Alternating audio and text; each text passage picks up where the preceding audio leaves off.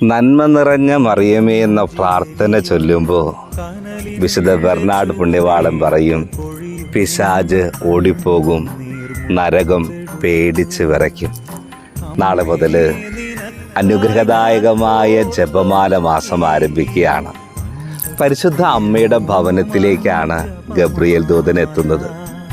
കുടുംബം ദൈവിക പദ്ധതികളുടെ ഇടനിലമാകണം.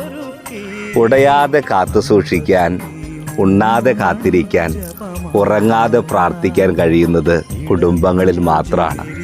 പരിശുദ്ധ അമ്മയുടെ ജപമാലയായിരിക്കട്ടെ നമ്മുടെ കുടുംബത്തിൻ്റെ വെളിച്ചം.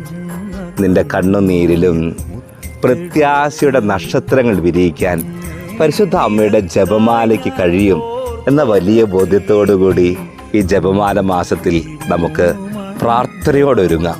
വീടുകളിൽ ചൊല്ലുന്ന ജപമാലയിലും യൂണിറ്റുകളാകട്ടെ, പള്ളികളാകട്ടെ, വിശ്വാസത്തോടെ വിളിക്ക് എൻ്റെ ജീവിതത്തിലേക്ക് അമ്മയെ, അമ്മയുടെ തിരുക്കുമാരനെ.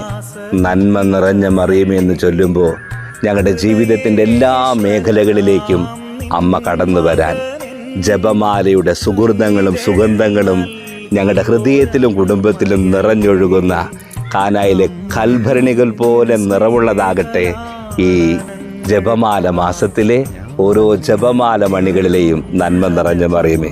പരിശുദ്ധ അമ്മയിലൂടെ ജപമാല മാസം ദൈവം നമ്മളെ സമൃദ്ധമായി അനുഗ്രഹിക്കട്ടെ.